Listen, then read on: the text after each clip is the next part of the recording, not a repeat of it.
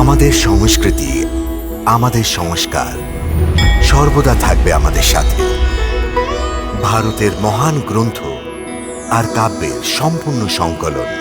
Subscribe করুন তিলক।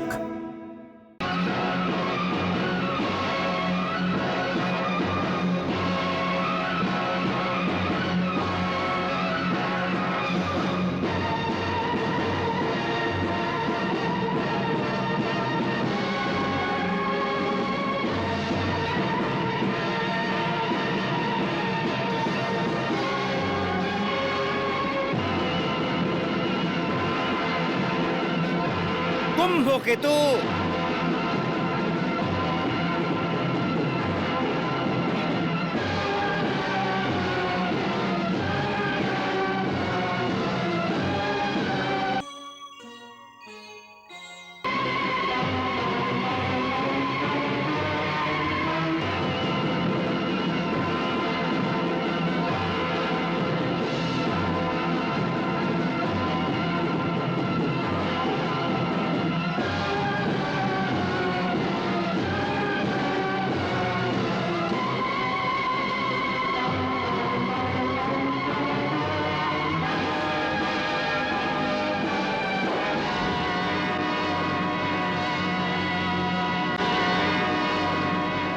না না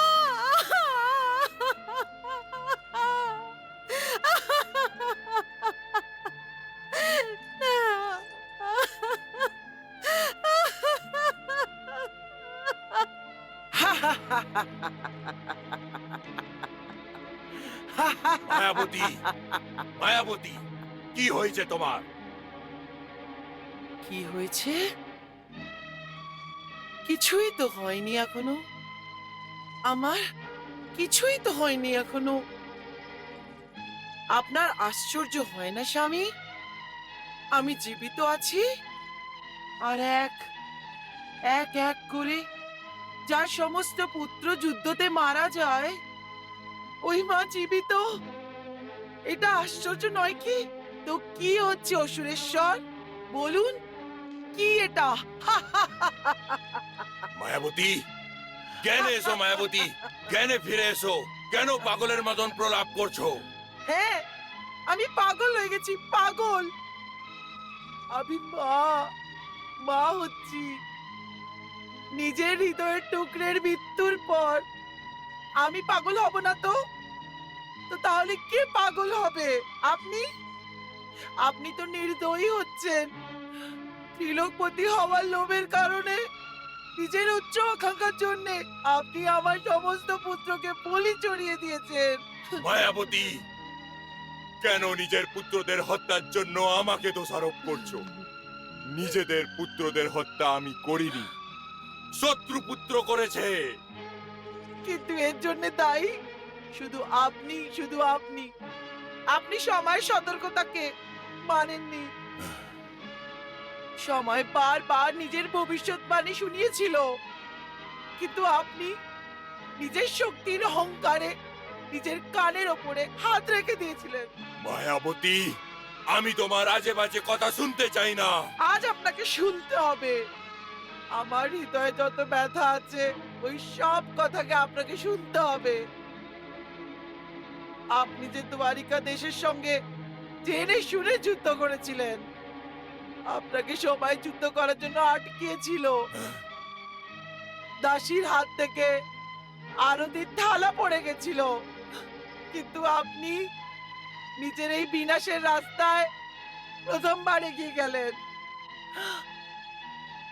আর সেই জন্য যুদ্ধে আমার পুত্র মহাসুরের মৃত্যু হয়ে যায়।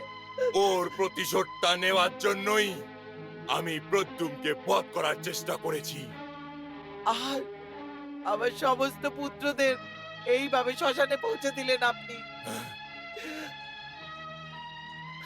প্রতিশোধের এই অসুরী মনোবৃত্তি আমাকেও অন্ধ করে দিয়েছিল। আমি রুক্মিণীর কোল শূন্য করার চেষ্টা করেছিলাম, আর আজকে আজকে আমার এই কোল শূন্য হয়ে গেছে। রুক্মিণীর কোল অবশ্যই শূন্য হয়ে যাবে মায়াবতী, অবশ্যই শূন্য হয়ে যাবে।